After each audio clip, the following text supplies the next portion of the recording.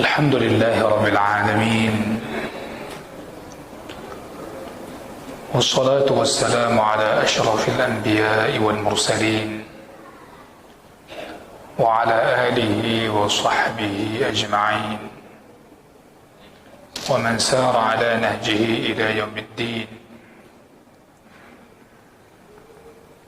اللهم لا علم لنا إلا ما علمتنا إنك أنت العليم الحكيم.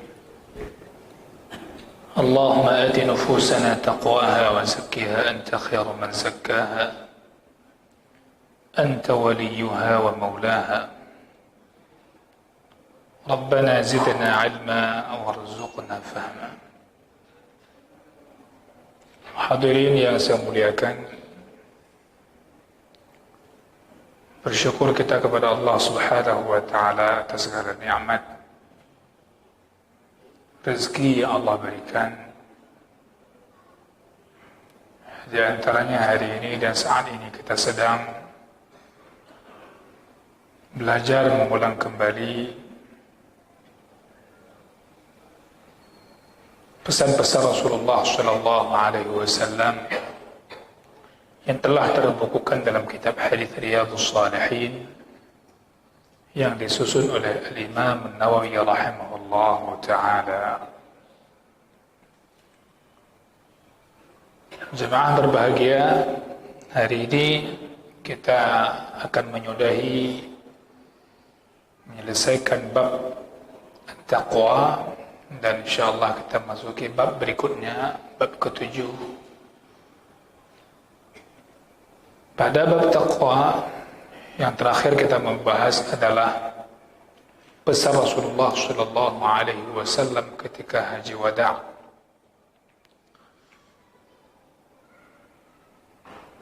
Perlu kita ingat bahwasanya Nabi sallallahu alaihi wasallam dalam khutbahnya itu tidaklah menyampaikan melainkan sesuatu yang penting dan bermanfaat bagi umatnya,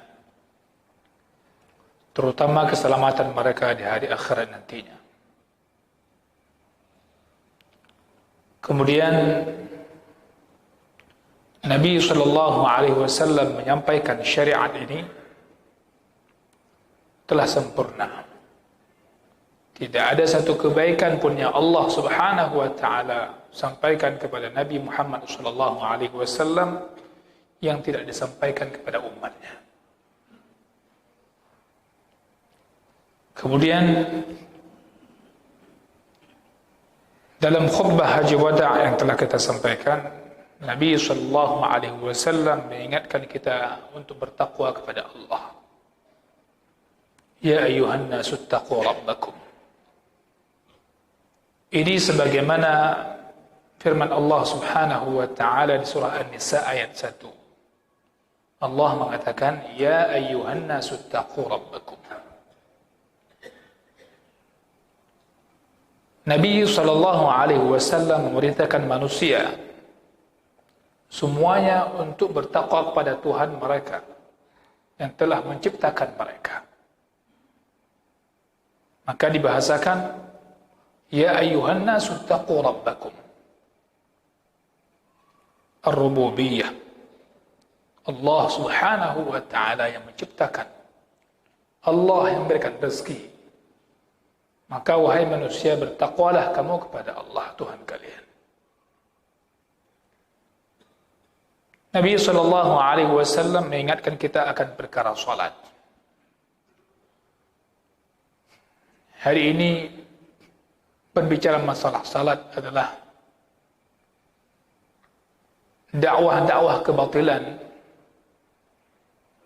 Itu luar biasa, mengajak manusia untuk tidak salat.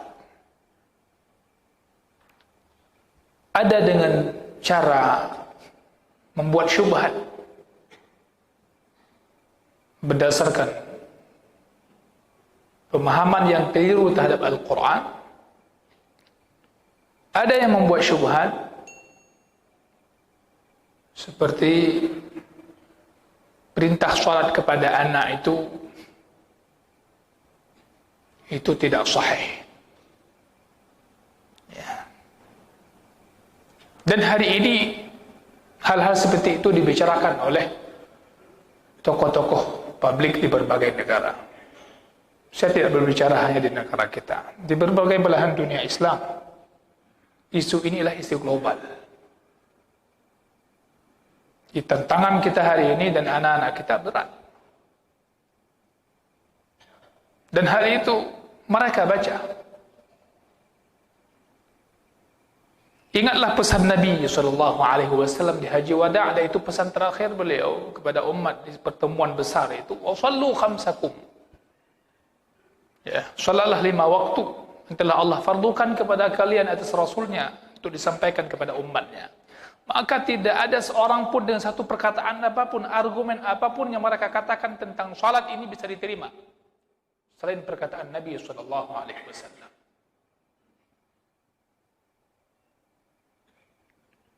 Wasumu syahrakum, begitu juga dengan puasa Ramadan.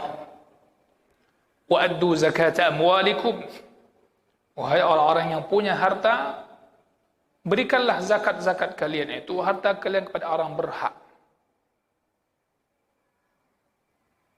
Sampai para ulama ketika menjelaskan hal ini mengatakan la tabkhaluha, la tabkhalu biha, janganlah kamu bakhil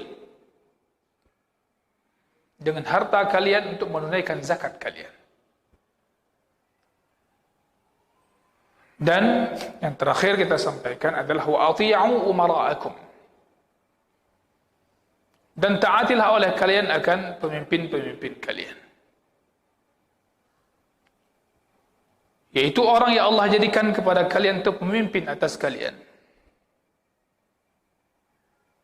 Maka kewajiban bagi rakyat adalah mentaati mereka dalam hal bukan maksiat kepada Allah. Ya, saya ulang-ulangi lagi. Dalam perkara bukan maksiat kepada Allah Subhanahu wa ta'ala. Adapun dalam perkara maksiat kepada Allah, maka tidak boleh mentaati mereka, walaupun mereka memerintahkanmu untuk itu. Hana cerita hana mangat, memang hana mangat ini. Ketika mereka memerintahkan kalian kepada hal yang bermaksiat kepada Allah, tidak ada ketaatan kepada mereka.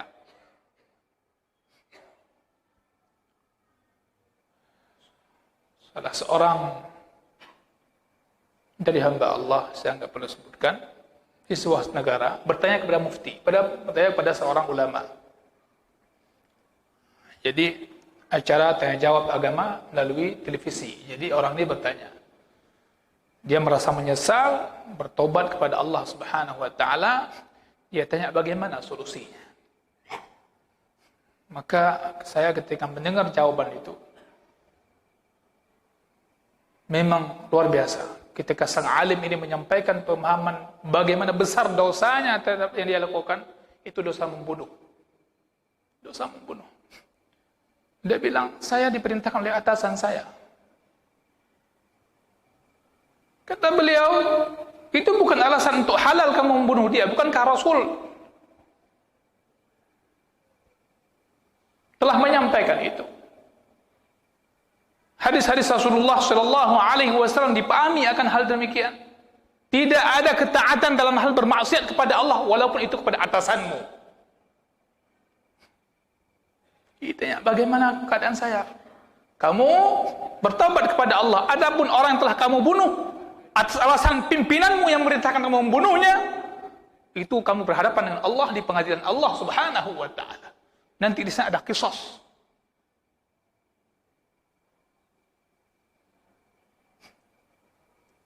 Begitu murahkah nyawa orang sehingga ada mengatakan saya disuruh oleh atasan saya?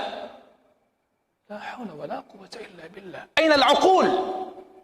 Di mana letak akal, kecerdasannya itu di mana? Maka bab kaidah mentaati di kalangan Ahlus Sunnah wal Jamaah itu tegas. Tidak ada ketaatan terhadap pemimpin itu dalam hal bermaksiat kepada Allah Subhanahu wa ta'ala. Itu bukan kata saya dan bukan kata siapa. Kata semua akidah Ahlus Sunnah wal Jamaah. Itu akidah kita. Dan Allah Subhanahu wa ta'ala akan memberikan balasan kepada orang-orang yang menyelisihi perintahnya. Subhanallah. Maka disebutkan di sini oleh Syekh Utsaimin rahimahullah taala, karena ketaatan kepada makhluk la tuqaddam ala ta'atil khaliq jalla wa ala. Ketaatan kepada makhluk itu tidak bisa didahulukan, tidak bisa dikedepankan di atas ketaatan kepada Khaliq, Allah yang menciptakan kita. Hal seperti ini hanya bisa ditakuti oleh hati yang pertama memahaminya. Ya ayuhan nasu taqu rabbakum. Pesan Rasulullah, wahai manusia, takwalah kamu kepada Tuhanmu. Kalau dia ada paham pesan Rasulullah dan dia amalkan, dia usaha untuk bertakwa kepada Allah, maka pesan-pesan Nabi setelahnya, salat, zakat, mentaati pemimpin, itu akan bisa dilakukan jika dia ada ketakwaan.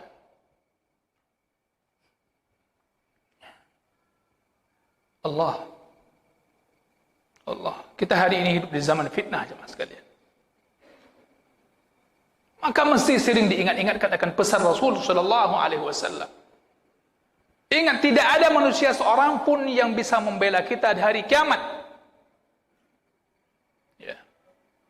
Jamaah sekalian tidak bisa membela saya di hari kiamat. Saya tidak bisa membela jamaah sekalian. Orang tua dengan anak tidak bisa. Kalau dia tidak punya bekal ketakwaan. Ya. Na'udzubillah. Maka disebutkan di ayat, coba perhatikan ayat. Bagaimana bunyinya? Ya ayyuhalladzina amanu athi'u Allah wa athi'ur rasula wa ulil amri minkum. Allah tidak menyebutkan wa athi'u ulil amri minkum. Tapi hanya dengan waw ataf. Athi'u Allah wa athi'ur rasula wa ulil amri minkum. Wahai orang-orang yang beriman.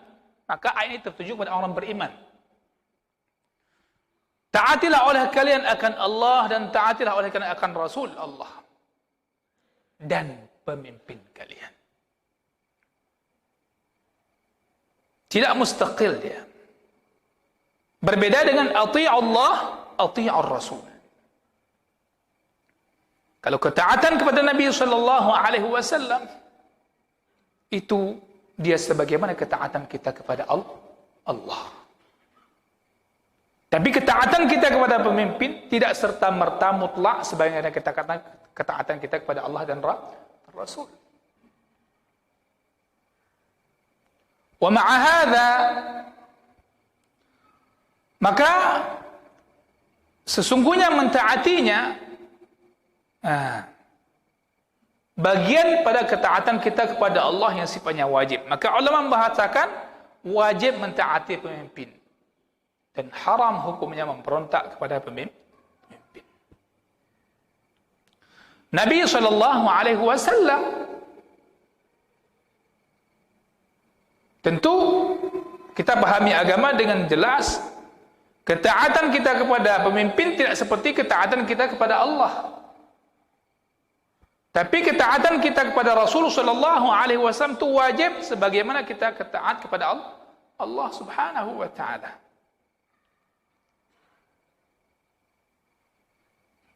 فإن النبي صلى الله عليه وسلم لا يأمر إلا بما يرضي الله. Karena sesungguhnya Nabi sallallahu alaihi wasallam beliau tidaklah memerintahkan kepada umatnya kecuali sesuatu yang Allah ridhai. Makanya As-Siddiq radhiyallahu an itu orang yang tidak pernah meragukan sedikit pun apa saja yang datang dari Rasulullah sallallahu alaihi wasallam.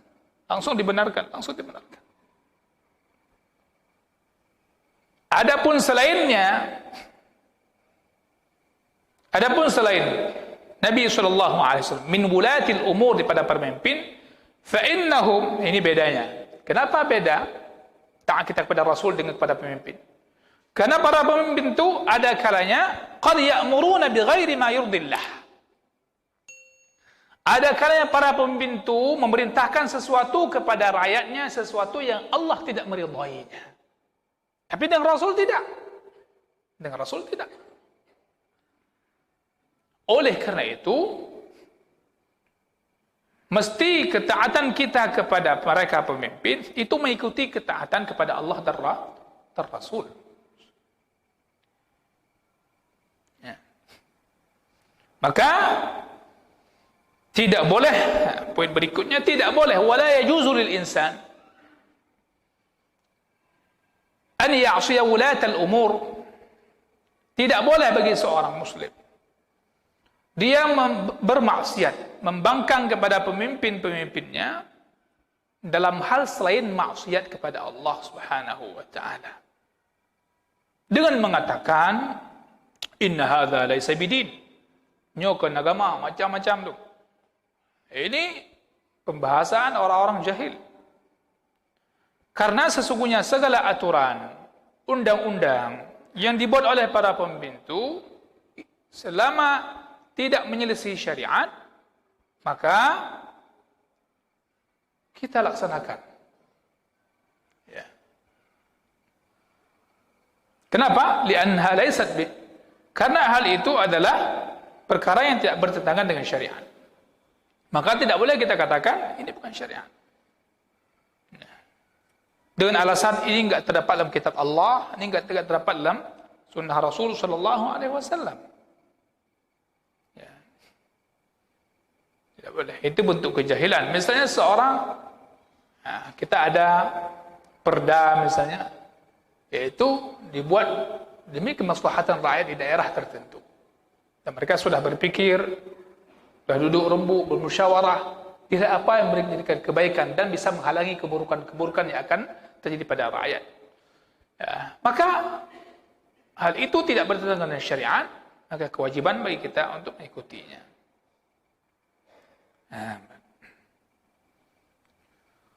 Telah terdapat di Nabi SAW hadis-hadis yang banyak, ya, tentang perintah mentaati pemimpin.